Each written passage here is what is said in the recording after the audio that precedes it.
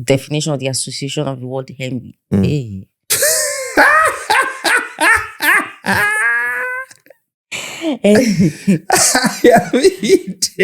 Oh, did you release me? But just because of the, By the way, just quickly before you go on, right?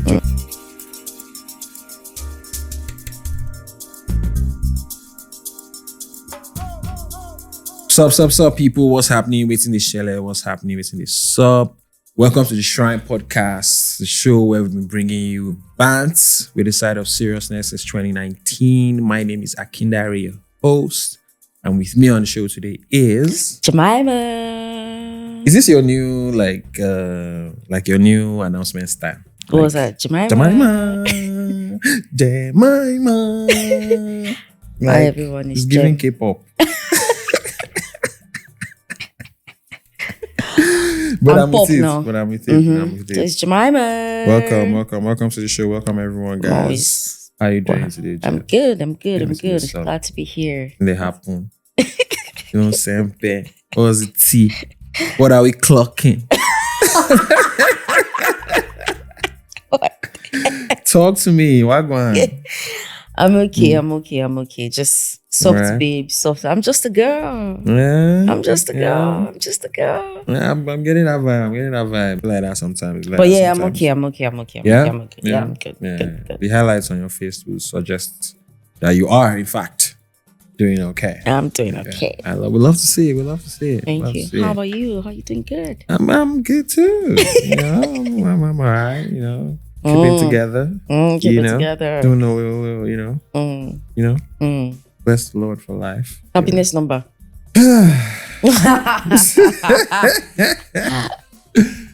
Your happiness number.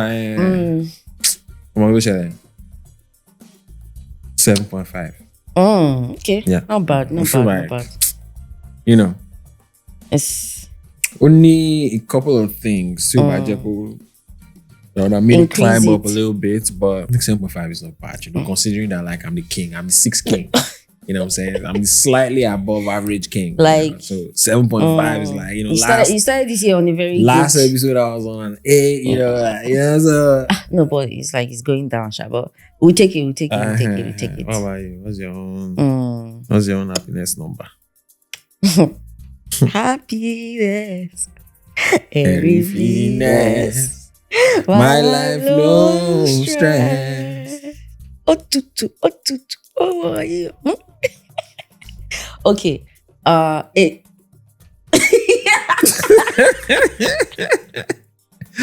I didn't play the song they go for inside my brain. Because I was like, what are you dancing to?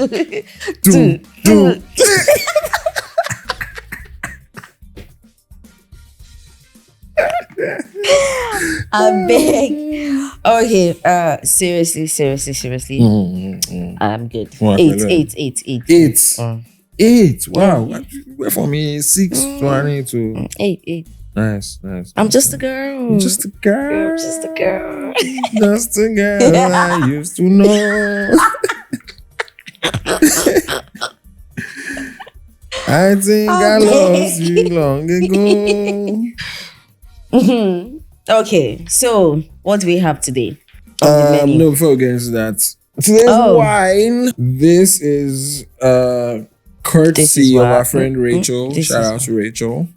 Last episode's one was I made pushes on. I found it. Why is that important? Because if you don't know, go back and look at all the previous episodes and you see that most of the wine that Jemima is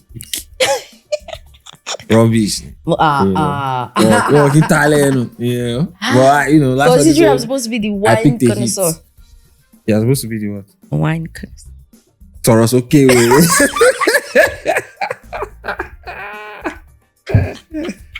Taurus, okay. Go on. Okay, so today's wine is Fairtrade Colombard. It's a South African wine, apparently. Fairtrade, I believe, is a non-profit organization. A delightfully refreshing wine from the Colombard grape, which is known for its citrus fruit flavors and a wonderful zesty finish. This Fairtrade wine supports social projects in South Africa, which can benefit people from preschool right the way through to retirement age. Wow. Together we are changing lives. Okay. I mean, hey, listen, if I can be changing lives and, get a little... and getting high while at it. I don't know. We're not, come on. Okay, getting We're not getting high. Getting buzzed. We're having a glass of wine. Getting buzzed. Okay. We're having a glass of wine, motherfucker. Okay, so what is it? It's a glass of wine is if they're having a bottle of water. My room later. Anyways, in South Africa, we'll stay tuned through to the end of the show to see whether you should cop. Well, I don't know if you can cop this if you're not inside in the UK, because this is from Co-op. So, there you go. Stay tuned. All right, so what do we have on the menu today? So today we'll be talking about friendship versus envy, personal blind spots, justification of paycheck. Okay. And on the curiosity session, we're talking about like what we'll be keeping our eye on in 2026, right? And yeah, that's it. That's pretty much it. Is that it? Are you asking? I'm checking. Sherry, time and time again, I man prove quick on my share. Time and time let me again. Let me take it again. Woman saw. No, let me take it again. I mean, that's pretty much. That's pretty much it, innit? I mean, you if anything else there, you go discover inside you go discover inside the episode. All right. But yeah, on friendship versus envy. Friendship. So did you see the? I know. Well, I don't know if you've been on Twitter lately. Not much, to be fair. To the degree which you are typically known to be on Twitter. Known by you. That's irrelevant. But somebody made a tweet the other day about a friend of hers. She either moved her from Snapchat or something, and then the girl stopped streaking her or whatever. Anyway, she removed her from her Snapchat for some reason. So then she says the girl moved to Canada and she's popping and she's doing well and everything. It's like her life just went from 0 to 100. That she has never been so jealous in her life. Right, jealous of the friend. She was like she's never been so jealous in her life. So this then created this whole cacophony. We pull what's that senator name? Anyways, Patrick Obagwai. A cacophony of think pieces and opinions about how a lot of people are envious of their friends, and how that shouldn't be the case, because a lot of people were replying to the babe and they were like, oh, this is envy, this is what you're describing is envy, or people are like, oh, somebody else reply and be like, oh, I don't understand people that feel like this. If I was in her shoes, I would genuinely be happy for blah blah blah. So I thought that was interesting. What do you think about that? They were friends. So they were friends, but then she was the one that initiated the ending of the friendship or the distancing of the friendship. Then the other person, after this friendship they now, and they become good. They became their life took several leaps forward. And then the person that ended the friendship is now feeling envy, jealous. Oh, right. I think jealous is the word she used of the other person. Maybe she shouldn't have ended the friendship. What? I said maybe she shouldn't have ended the friendship. She should have or shouldn't maybe have? she shouldn't have ended the friendship so that she will not feel. So maybe two of them might have been two of them might have been, successful together. But what are your thoughts on if you were in her shoes, would you feel jealousy? No, I wouldn't. You wouldn't feel jealousy? Why not? I don't think so. I just feel like do you feel jealous of your friends? No. As a person, I don't think that jealousy or envious. No, to be fair. Now I'm thinking about it, jealousy is not it's not like an emotion. Is it an emotion? What would I call it? Yeah, right? It's not an emotion that I strongly identify with, if that makes sense. Right? Really? Maybe like in this context, like I think the most places where I have exhibited or identified with jealousy is more from like a relationship level. If you get like what a I mean. Romantic level and also friendship level. Like because I remember like maybe a couple years ago when I had a friend, like we're no longer friends anymore, but like where, you know, they were trying to like be friends with somebody else and I was, you know, feeling some type of way because of that. Like, oh, why do you have this kind of like relationship with this person and like you're not involving me, or like I don't have this kind of relationship that you have with that person. That's my most my closest experience to like feeling jealous. But in the context of like somebody or my friend supposedly doing well, no, I don't. Like I don't. I'm thinking about it now and I don't like. If anything, is more like how can I, like, you know, get close to them to be able to like at least give me OT. Give me so. But from on that level of like feeling jealousy or envious, no. Interesting, because I feel slightly differently. So I wouldn't say I feel envious or jealous in as such. I would say like I feel positive envy, if that makes sense. Kind of like, oh, it should, like if it were me. No, that's even worse. What? That's not positive. Jesus, that's like you want to replace it. That's the worst.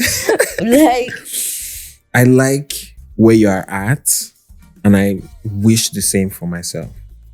So like, but not like I want to have it so that you don't have it. Like not in an envious, like not like me. I wish it was. I mean, I do wish it was me. Like I don't think there's anything wrong in the fact that like I don't think there's anything wrong in like, you know, wishing that like good things that happen to other people happen to you. Yeah. As long as like you don't then wish that like the thing is taken from them and then is now yours. I think that's where like you know it becomes crazy. But like yeah, absolutely. Like a lot of times, like if my friend wins an award. Like sometimes I'll be like, I wish I win an award too someday, you know. But like it's because it happened to them, that I'm also wishing it for myself. So like I'm envious, or I guess you could say. So he says envy is a feeling of wanting what someone has, like possession and skills or achievement, often with a resentful discontent that you lack it too.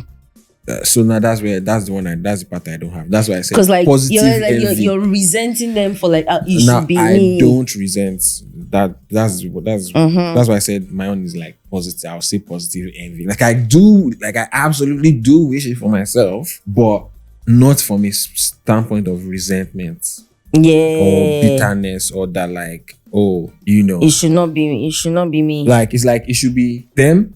It should be me. It should be. Like that's how I see it. But like I feel like the big thing in this particular point that is standing out for me is that like I feel like even that like it's not okay to admit that like you are envious of something that you're happening to your friend in a good way. Like I want it for myself too.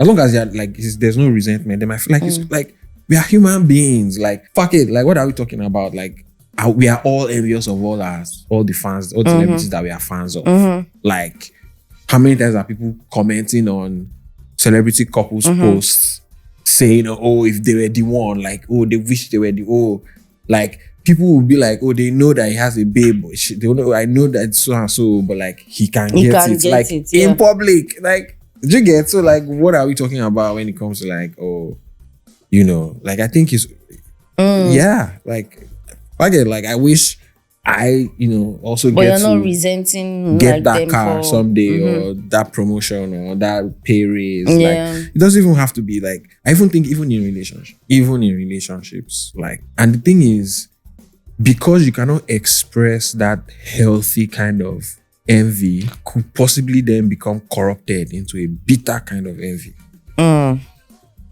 But that's just my theory. Moving on. I'm just trying to check what healthy envy means. I mean, maybe there's another word for what I am describing. If anybody knows the word, you know, right now, there's no word coming to my mind. No, but it is, yeah. I think for people, because of the definition of the association of the word envy. Hey.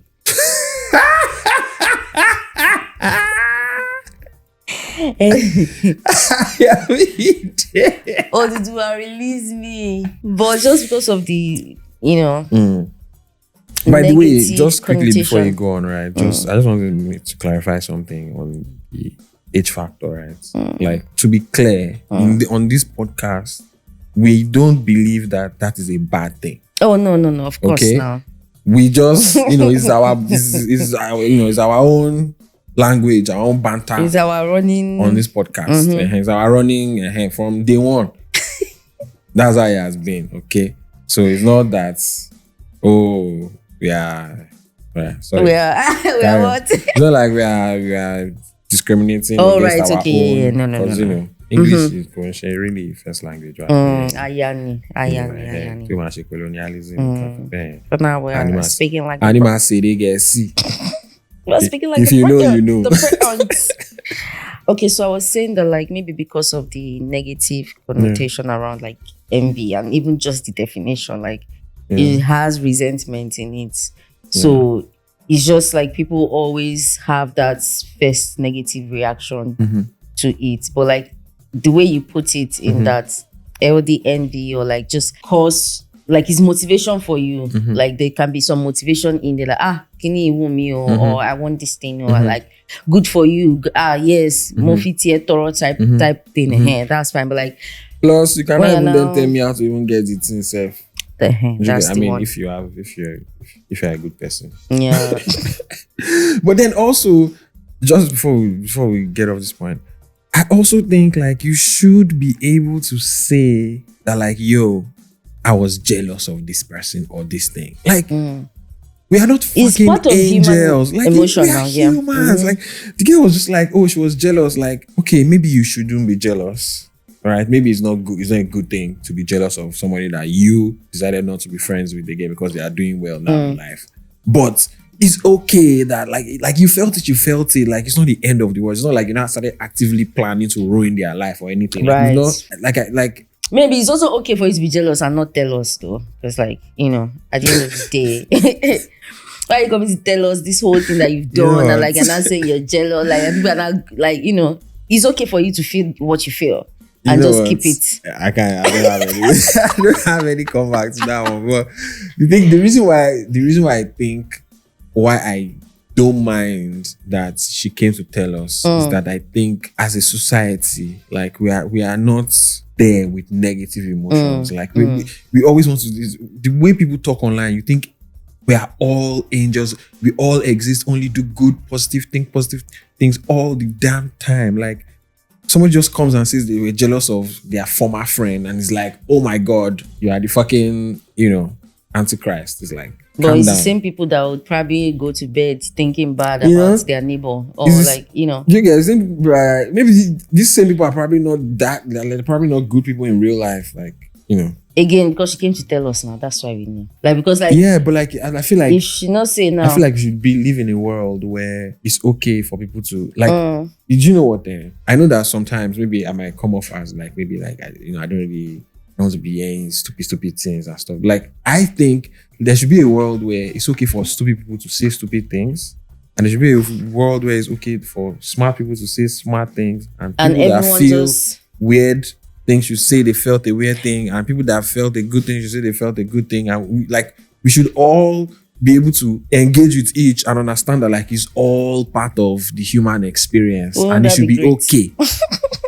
That's my own, wouldn't that be perfect? That's the world that I like, that's what I see. Like, this whole thing of like, just somebody says because it's less than positive, or it's not like the ideal, or it's not like shining. It's like, oh, you have to. Moving on. Did you see the thing of the girl that went to hospital that she had, was it stomach pain or something? And then it turned out that she had cryptic pregnancy. She had ectopic pregnancy. Twins! She walked out of that hospital, like the hospital that she went to go and check for. But was that thing actually real? Yes! I think it happened again. I know this tweet is from 2019. Okay, 2019. No, okay. But the one I saw, like I saw it on Instagram. You get, and then when I went on Twitter, like I saw, like somebody had reposted this person's tweet. From 2019. But it was a video that I saw on Instagram. I think the person actually posted it on TikTok, and somebody carried it from TikTok for his Instagram. The person just kind of like POV. You went to check, you went to get something checked up, and the next thing you're and then at the end of the video, she's like walking out with like 2 baskets, with like two with 2 kids, with twins, bro, 2 twins, and that just me. I was just like I want to put to the audience, and I also want to ask you, like, what would you do? Like, I'm going to just where would you start from? Like, you went to the hospital, you're like, oh, I'm feeling pain here. I just want to go get that checked out. I'll say, mommy, take one. Daddy, take one. You over there, take one. No, like, it would be crazy. Honestly, I can't even imagine, bro. Not one. Somebody responded and said, you left with not one, but 2 strangers. No, 2. Guy. God. No, it would be mad, because I'll just be like, so where do I go from here? Who's going to, like, because like you have to think about how before you get to the point where you're actually delivering, certain things have to be put in place physically, mentally. So like you've just been living your life like normal this whole time. Maybe you've been drinking and smoking and what, and then you just get to the hospital. They're like, not one, no. Twins. I would flip. I would lose. Like if it's like my babe. Like we be, every time we be living our lives normally every day, and then one day she's like, she's feeling. I'm feeling. Go to the hospital, and they're like, next thing, let's go to the birth theater, and next thing they come out with twins. No, but look at when you think about how the human body, when they say what the human body is capable of. When we say if somebody fell down, I will I'll fall to my knees, bro. I'll find the nearest church. I'll find the nearest crucifix. Let us know. Send us an email on theshrinepodcast@gmail.com, or send us a DM on IG at theshrine.pod, or on Twitter/X @shrinepod. What are you gonna do if you go to the hospital and they tell you that either you are the father or you are the mother? They tell you that you are coming out of there with twins. What are you gonna do? What are you gonna do? What are you gonna do? First of all, I'll fall to my knees. Right? Then I'll gather myself. I will not say a word to anybody. And I'll just find the nearest church that has the shigidi of Jesus. The crucifix. Then I'll go and fall to my knees again and beg that motherfucker to help me. Okay? Like I'll like those prayers and supplication. Like those African mothers are like they'll be rolling. They'll be rolling. Come on, don't be dramatic. Pleading their case that twins, 2. You're gonna give them to your mother. Do you know what hey God. Do you know what inflation is saying? Do you know what cost of living is saying? Oh my God. Twins. As in 2. Hey God. No, I will actually behave like a man. Like some of the things I'll do will seem insane to people. Legit, I'm telling you. Because you don't understand. Like, I think maybe you're thinking about it like, you've been pregnant, but like, you have already bought baby cots. You have already, you have already done 1 or 2. My dear, that's not what I'm describing here. Like, she went to just go and check, but she's feeling pain in her stomach. I'm just going to check it. So, prior to that, she was going to work normal. She was eating normal. She was living her life normally. So at the point of checkup, let's do a couple of tests. Then they see twins. They saw twins in their test. They are going to need to test again. They'll test again. They must see something else. They must see something else. So. Twins, bro. That's in two brand new hips. So imagine. Right? Like this night, you slept 2-person household. You woke up the next morning, 4-person household. Okay, why you put it that way? Hey, All right. Anyways, let's move on. Let's move on because oh my god. Moving on. Wow, that is moving on. You know, people are scared of different things, right? But like crazy stories like this are some of the things that I'm scared of. Like I'm always like, I just always wish and pray and hope that like I continue to hear and watch and see this. And inspiring like, from you. You know, they do like. Have you been seeing those weird addiction videos they do on that TLC channel? I don't know what has been happening with my algorithm, but like it has been coming up on my IG timeline. Somebody said her own addiction is she drinks everything through her nose. Now get this. I'm just gonna say this and I'm gonna move on because get this right. This babe, she decides to goes on a first date. And she mentions that. She did not even that drink. They brought the drink. She put this straw in her nose and she goes.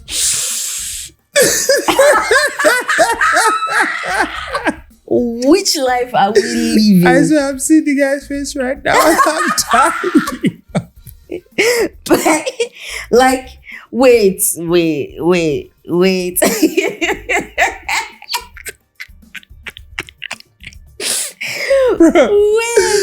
The guy look at me and say, what are you doing? Like, hello, are you okay? The part that said to me was, this stupid girl was not trying to explain why she has to do this thing. And the fucking chocolate drink was falling from her nose. So she was like, no, because... And the guy was like, so you had to do this on a first date? and she goes, yeah, because like, you know, I want you to see all of me as soon as possible and not... God. Oh boy. That's why I say another one. They say, addition, I say they chop carton. Say if I don't chop like 1,000 tons of carton or something like carton. That. I swear. The opening scene.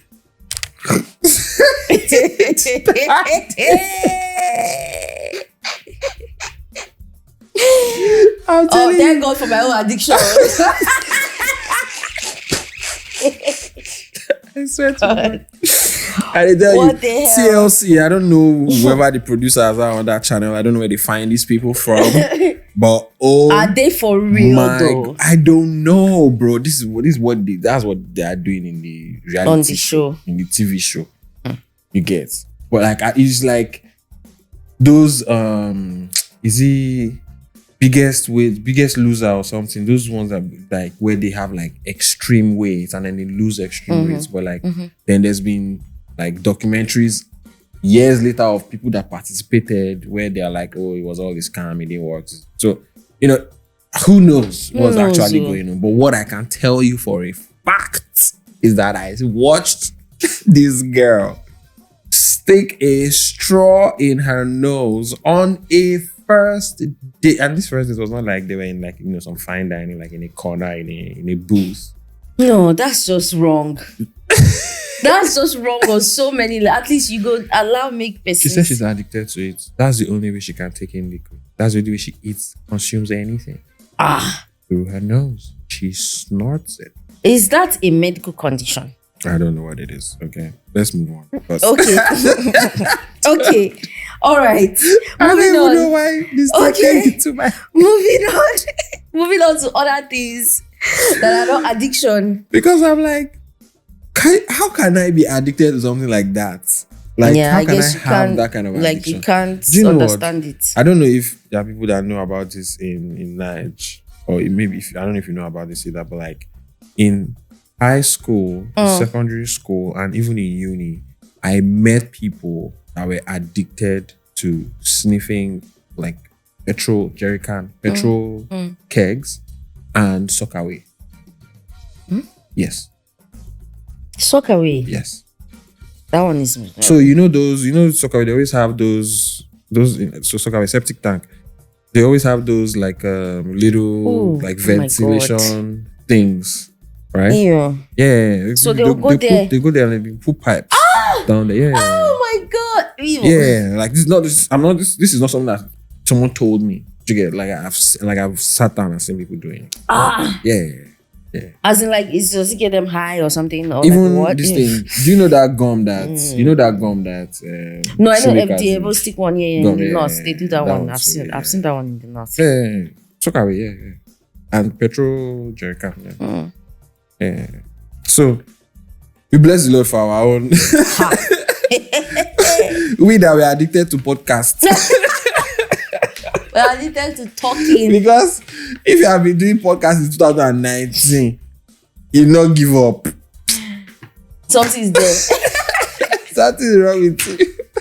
At least it's not stuck there away. There must be something there. But it's not stuck away. You're not sniffing gum. All right, moving on, okay? Okay. Seriously, we've been moving on for like 10 minutes. Okay, seriously now. Moving on. Personal blind spots. Blind spots, yeah. This is nothing much here. I was just thinking about how like the concept of perceived anonymity and how it comes across in like as a personal blind spot, especially like on social media. And here's what I mean. You know how like because like it's online and it's seemingly faceless people, you tend to, or you can sort of like engage with people because they are faceless and then sort of say things that you would not generally or normally say in real life. Right? And can you give like an example? So like, for instance, let's assume that you're in like an Nigeria. By the way, if you don't know what perceived anonymity is, go and look at the Shrine archives. Okay. We have delved into it previously. In episode, I don't know. But you gotta go check it out. We'll check, you put it. It's you that put it, okay? It's you that put it. We'll put it. Okay. Yeah, that's a very interesting point. Yeah. But nothing else to say on that part. Moving on, this one that I really want to talk about is the justification of paycheck. I want to know what you think about it. Let me read out the conversation or the tweet. Okay. It says, "Stop making me justify my paycheck. I don't want a yearly performance review. I don't want to spend 2 hours filling out a form about my top accomplishments like you forgot what I worked on all year round. You saw the work, you paid me. That was the agreement. I also don't want to invent 5 ways I should magically do more next year for the same money. If I mess up, tell me when it happens. If I'm doing fine, stop asking me to write essays about it. Just leave me be." This is supposed to be like an email to, like, a software engineer is sending the email to their HR. And the subject of the email is "Stop making me justify my paycheck." And then it says all of that. I mean, on one hand, I agree with him. But on the other hand, you know, when in Rome, my biology master, you behave like a Roman. You know, like the capitalist system has its ways and its, you know, its designs and its, you know, its things. So if you decide to participate in the capitalist system, I don't think you should be too grumpy about its ways and its processes and the thing it does, which is make you justify your fucking paycheck.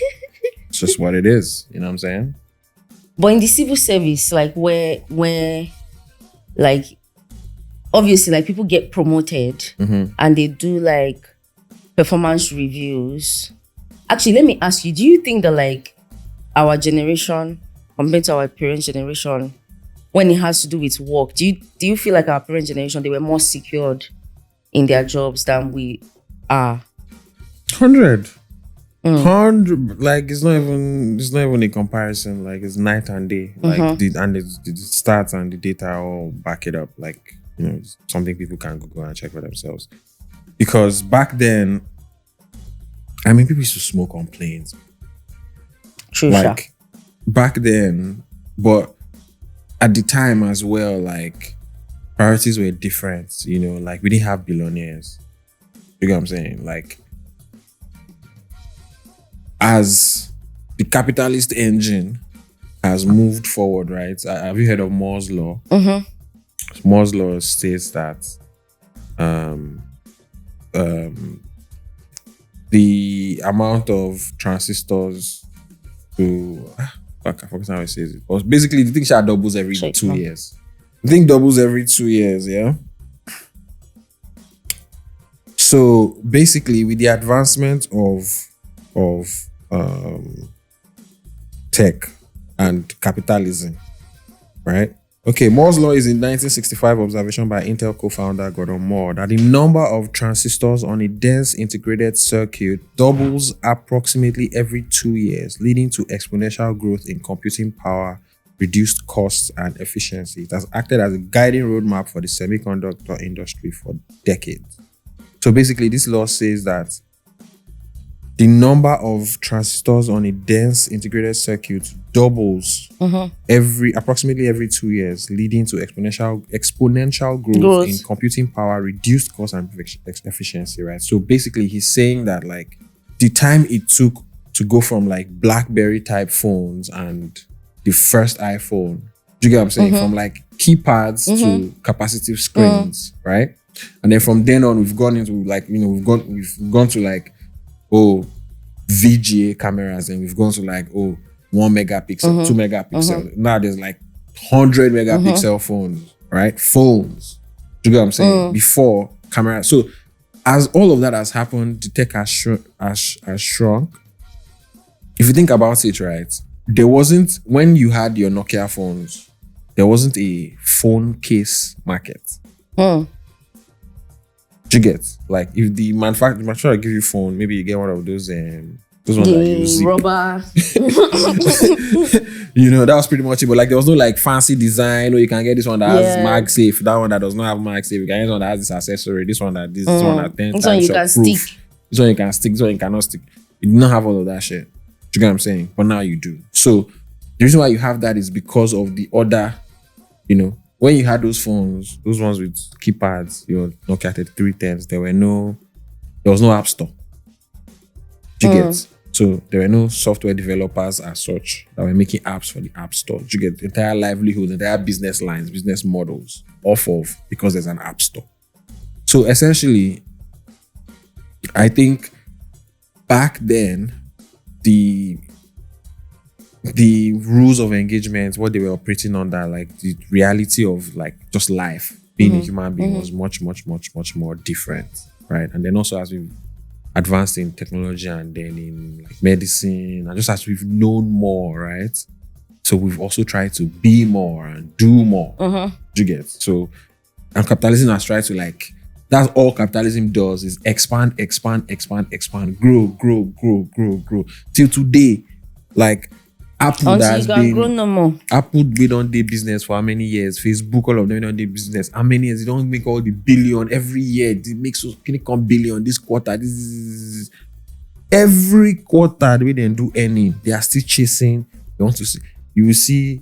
They'll say, "Oh, Apple reported 15% growth this quarter," but analysts were expecting that it was going to do 17% growth.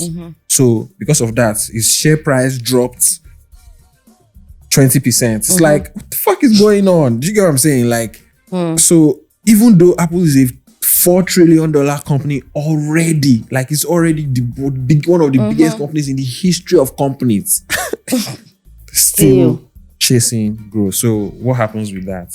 He has to find ways to maximize efficiencies. The other day, Amazon laid off 16,000 people. 16, like not say like in tranches, in batches, At one time. And in November or December, they laid off another 13K. Where are those people going to? Do you get what I'm saying? Now, so basically that's just it. Is the reason why it's that way is because capitalism has expanded. There's so much more product lines, and we never finish the social media web 2.0, 3.0, blockchain 1. They don't carry AI. But yeah, I don't do since Do now. you get? So there's like all these many ways that capitalism just keeps chugging along. And so, that's so for our parents, there's no like now, like I kind of feel for like Gen Alpha and Gen X. Because it's like, where do you start from? Like, at least when we were in school, when we were younger, and like you had a set, you had like, maybe max, maybe like 10, 15 careers, things you could, like that you were. Now there's like 100. That way you feel yourself. You get like there's all kinds of fucking, now they say gig economy. That's just like an entire, just like situation that is different from like normal economy where involve banks and manufacturing plants and all these things. You get, so it's crazy now. You get, so but yeah, that's what we live in. But if you're going to participate in capitalism, I agree with him. You should not make me justify my paycheck. You already agreed you're going to pinpoint pay. I've done the work. It's not like I came up with the work. It's not like I manufactured. Now you give me the work.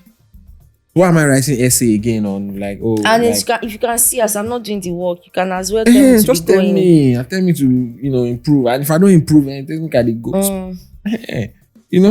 Not that like you making me jump through hoops and making me dance because clearly same thing with all these interviews and you want to that you will do like 5 stages. Okay, like at this point, it's just like if you're asking me to answer 1 million questions, then like I don't know what to say to you anymore. And it's not even like a pride thing or anything. It's just like, guy, is everything is on there in the open. Like whatever it is you need, go and ask around and check around. You get me? Anyways. All right, to the curiosity session. Is culture algorithmic now? Is taste dead? Are we discovering or being fed? Taste is dead, oh. Well, no. That's I think I don't know if it is certainly not as mainstream as it used to be. See, everyone looks the same now. Well, not everyone, but like everyone kind of like are into the same things. If you feel like there's a sameness. Yeah. In the world. I can see somebody like and say this person is a TikToker. And see another person say this person. Like I can it's like I can see, it's like there's a running joke I think about like Lagos girls where it's like you can almost, all you need to see is just a back view of a Lagos girl and you can almost say, oh, this is the person. But like if you mention the person's name, it might not actually be that person. But because it looks like that, so it's like you can see somebody's back view and think that's like 10 different people. Wow. Because like they are the same, like they look the same, they are wearing the same kind of things, acting the same kind of way, doing the same kind of plastic surgeries. Like there's no... Yeah. There's no flair, there's no flair, there's no taste, there's no... Yeah, I think like we don't like... Like when everybody's using ChatGPT to ask for things, like how would they be taste? Do you get what I mean? I'm trying to think about it now. I'm trying to think like, okay, like who can I think of now that I can say, okay, is a taste maker? I'm trying to think like, who can I think of as like a taste maker? You know how like, because like, I'm actually trying to think of like actual examples of like when we're younger, of like people that I could say were like taste makers. Like I feel like when you're younger, like DJs are like OAPs were real like taste makers. Yep. Like, they told you the cool songs to listen to. They played it first. They'll give you the backstories. Even like there were a lot of TV shows. I wondered like, okay, maybe it's just a little different. Maybe, I don't know. I'm thinking even like from an influencer standpoint, like, I don't know, even creators like Mr. Beast now, for example, like I can't say he's a taste maker. Maybe, I think maybe, wow, I'm really struggling to come up with. Like, what about in film? Film, oh yeah, I think, okay, maybe in film. Because like, I think it's probably changed. No. Maybe, do you know what? In film, I wouldn't call them taste makers. They just make cool things on there. They make different non-mainstream things, but I wouldn't say they are taste makers, because a taste maker might make the thing, but a taste maker might also not make the thing. Do you get what I'm saying? But like I think the core role of the tastemaker is that like they're a trusted source or authority on the thing. So when they tell you that, oh, this thing is good, or this thing is cool, or this thing makes sense, or this thing works, you trust. That's why they are the tastemaker. So when DJ says this is a banging track, I mean, not DJs of nowadays, cannot trust them motherfuckers. Okay. But back then, if the OAP says this is a dope track, that's why all the artists wanted to get on radio. Do you get what I'm saying? Which also has its own, but you know. So, but like for film, I would say, you know, platforms like Letterboxd is definitely. I think Letterboxd is definitely, and like Rotten Tomatoes is definitely, I would say, like a taste making platform. Like in terms of actual people, wow.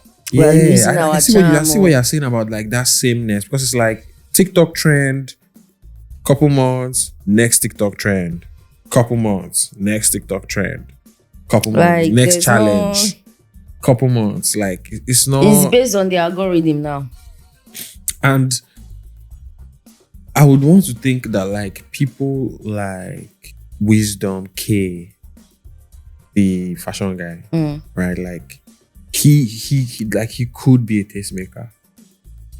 He could, but the thing is that like he's not going down that route of like, because as a tastemaker, there's also a little bit of like prescriptiveness that comes with it. Do you get? And I don't think there's anything in his brand that's like, oh, this is how you should tell people, you know, what to. It's just. I mean, at the end of the day, also there's also like dangers in tastemakers, because like they could, you know, become evil, and become gatekeepers rather than tastemakers. Because I guess all gatekeepers can be. I guess gatekeepers are the evil versions. They are the evil versions of tastemakers. But yeah, you're definitely right. I saw there was a newsletter I read the other day about how like the highest number of color of cars that are selling is like black, gray. You know, like the highest number of like, basically there's a lot of sameness in the world now. Like the olden days when we had like all these colors, like you know, ornate design, like, all this variety, even the cars in the olden, like the cars, exactly. Like now, the classics. Yeah, now they are all just everything is the same. Again, everything feels the same. I can see why that brother was very frustrated, because all of this, I personally would blame capitalism. Do you get? Because no. I saw like in this thing. I'll try and look for it and include it in the show notes of this episode.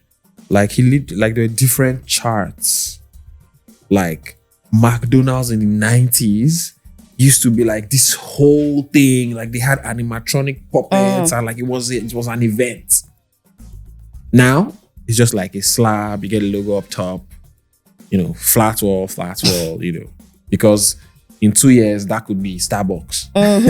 You know, like it's all just like capitalism efficiency. Like before that, like it would take time to like design the park bench, and now it's just like straight just angle. You know, one way, one shape, it's one just size efficiency, cost saving. That's just the world now. You know, that's just the world now. It's what the algorithm says.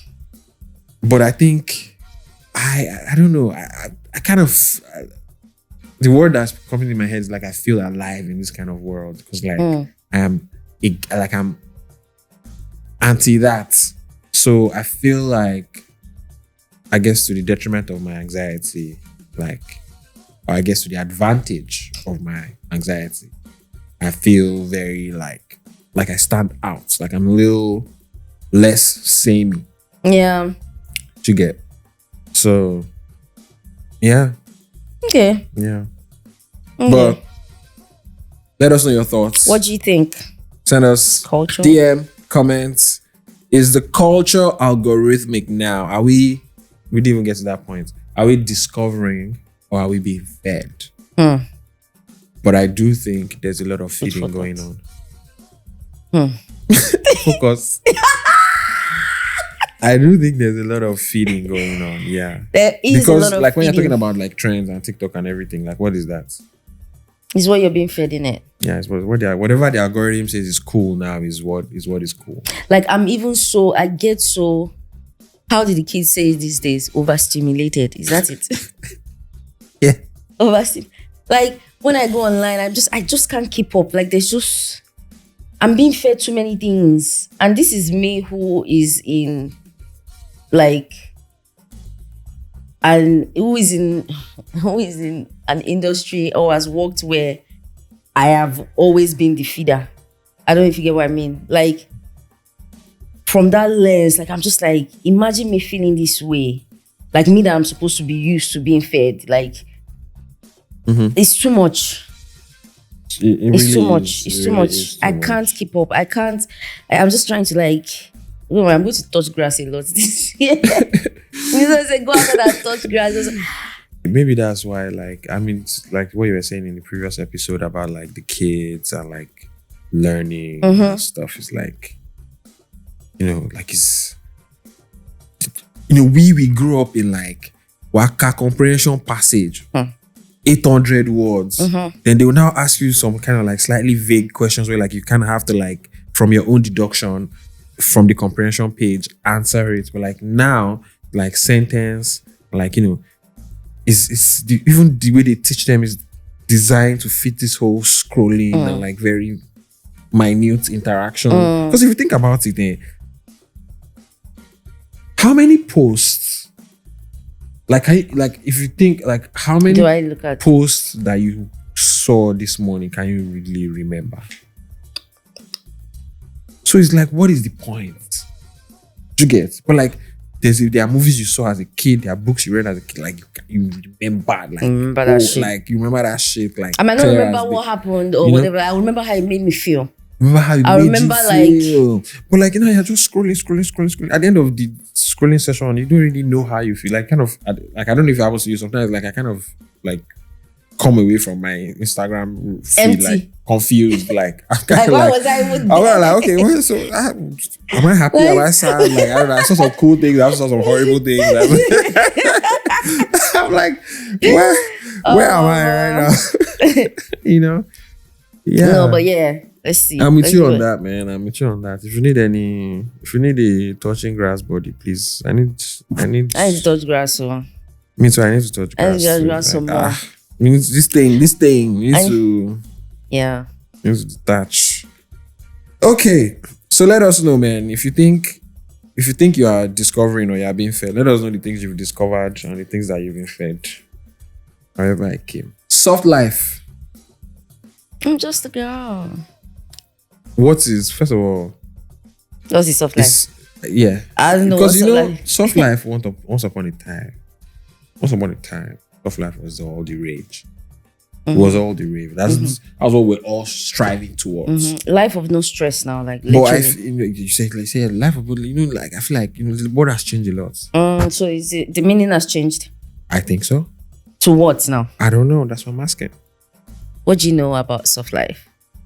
I mean, I think before, to me, I used to think soft life was like, I make a decent amount of money and then, I take care of all my problems and then I go on a pilgrimage and like, to find happiness or whatever, But now I think soft life is more, I think when I was much younger, let's say like leaving secondary school, early years of uni, soft life to me was like all about ambition, like doing all the things. Right?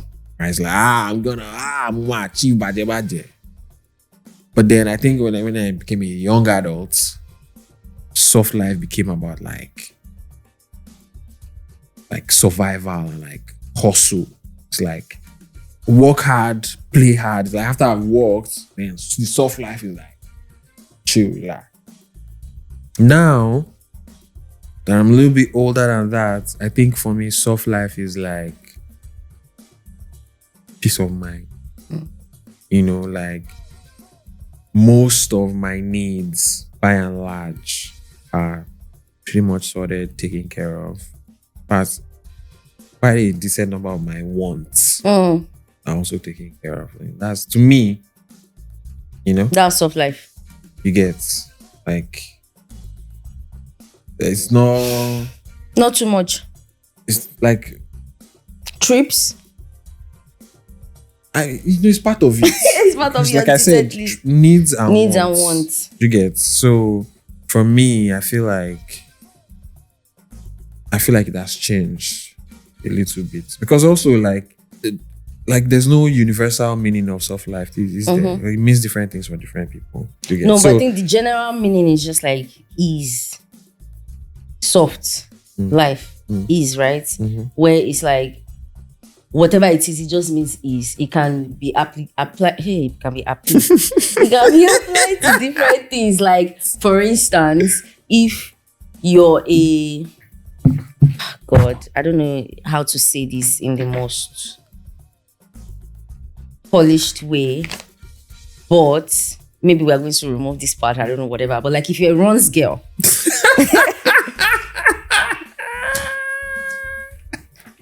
If you're a runs girl, if you be Olosho, you're doing runs. Yeah, you can say, oh, you want soft life. You want somebody that will be taking care of your needs.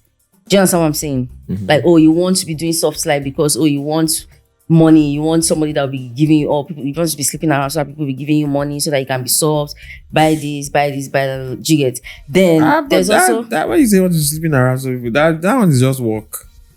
That's just your work. You're just in your job. If you're sleeping around so people give you money. Well, that's your work. That's not soft life. Okay, well, I don't know. Like, so why do people now get upset that, like, you know, girls are asking, like, sugar babies are asking sugar daddies for money? You will notice that it's not the sugar daddies that are upset. It's the people that don't have the sugar daddy's money. That don't have the money to give. That don't have sugar babies. That don't have sugar to give. They are the ones that are upset. I'm just saying that, like, it depends on how you apply this stuff. It basically means it's like generally the same thing, which is that life of ease, where you don't want stress. All these things you're talking about, you want to live like, wouldn't it be nice if you're not using your own money to do it? Yes, now. It's part of the soft life. Go on.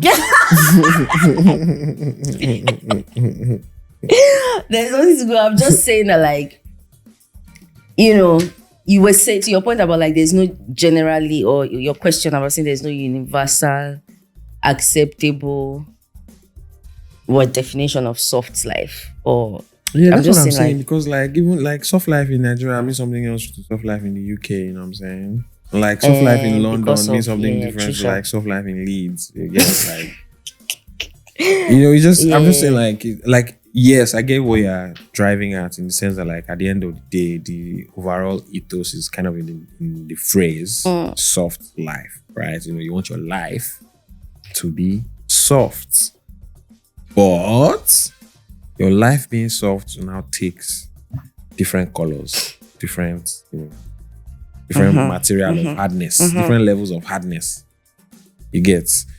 So I'm just saying that, like, for me, I think over the course of your life, what the makeup of that softness looks like often will change.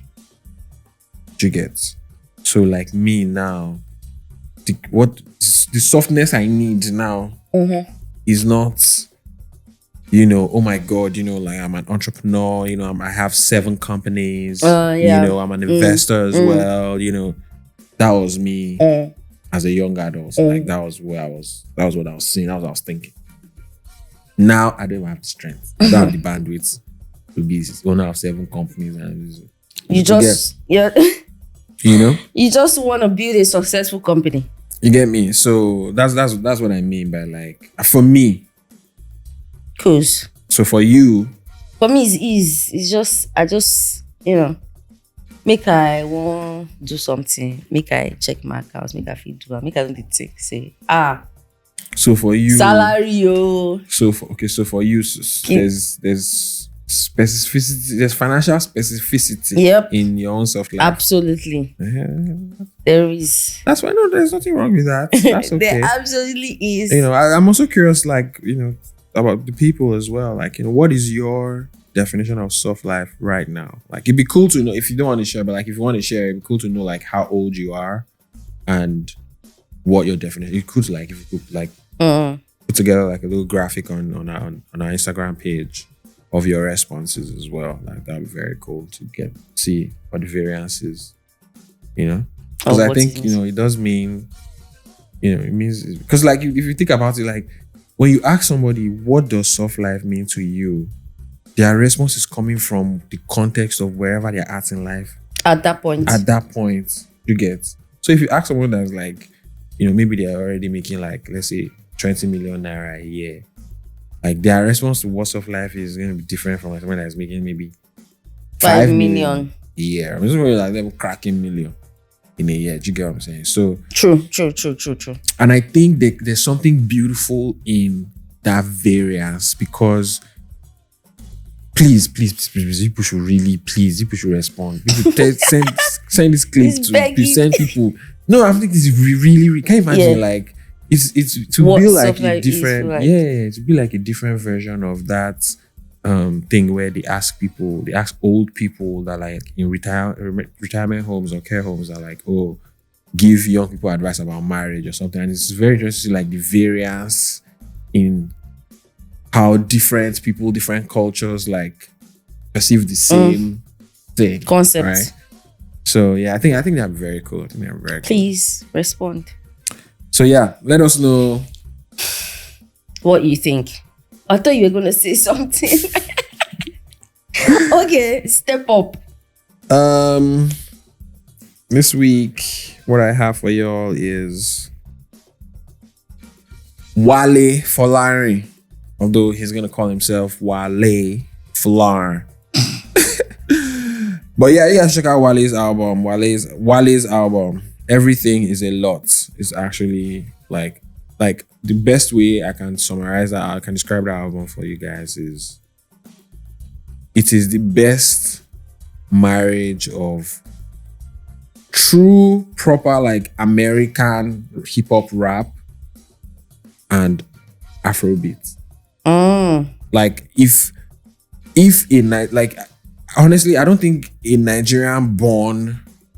American-born Nigerian can do much better at fusing that American-Nigerian musical soundscape together than he has done. Like he's really good. It's really good. He really tapped into his Naija on this album, and like it's a very he also things he's talking about, the themes that he's exploring and things he's talking about are also very impressive. So check it out. Check out Wale's Everything is a Lot. Thank me later. What he said. What does that mean? As in what you said now. So you don't have any. You see, you guys. I'm the only one. I'm the only one that's. I'm the only one that's coming correct for y'all. The fall off. Even though which you have not listened to, bitch. But I will listen to it. Jemima is my. Sure, I will be real. Sure, I will be real. Oh my God! Wow. Then I will now come and recommend it again. It just came out. It just came out. Literally, it just came out. Yeah, it just came out. No. So I also need to. I'm going to listen to that album. But my own recommendation is Wale's Everything is a Lot. On to Village Square. Again, this week, this episode, we're going to throw it back to y'all.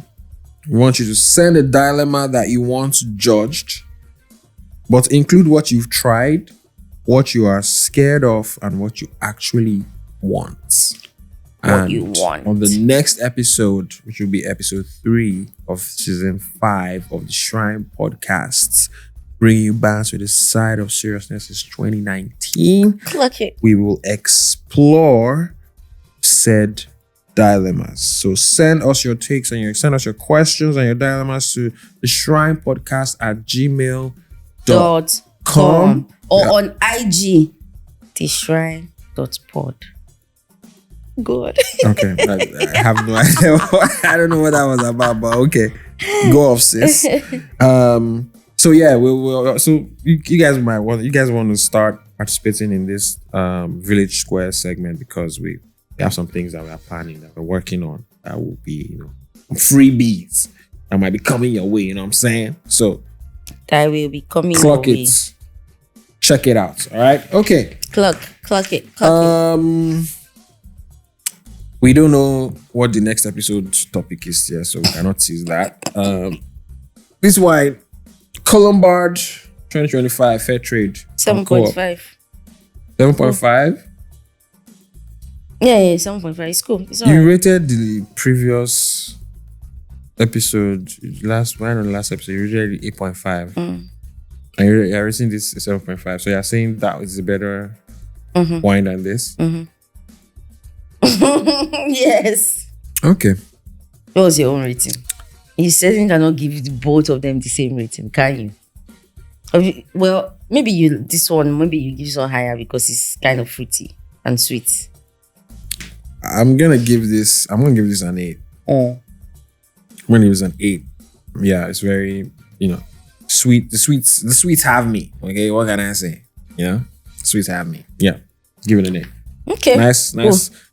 Nice one. If whenever you are in co-op or this one, bye. Okay. Thank you guys very much. You can listen to other episodes of the Shrine Podcast anywhere you listen to podcasts, and I mean anywhere. Okay, Apple Podcasts, Spotify, Amazon Music, anywhere, everywhere. Full ground, we choke. Okay, we full ground. Okay. Also follow us on social media for BTS and other premium content. You can follow us on Instagram at theshrine.pod, and follow us on Twitter at theshrinepod. Or if you have any dilemmas, questions, feedback, anything at all you'd like to share with us, we'd love to hear from you. Send us an email at theshrinepodcast@gmail.com. Thank you very much. Messages. Go on. Is everything okay? Yeah, I'm talking to them. Say message us. Yeah. Like, send us a DM as you're talking. Go on. Okay. So, as you guys can see, Jemima is full of surprises. So thank you so much for joining us today. Thank you for working with us. Till next one. Remember, first Wednesday of every month, 12 p.m. UK time, you're going to get a brand new The Shrine Podcast episode. Thank you once again for working with us. See you next month. Peace out.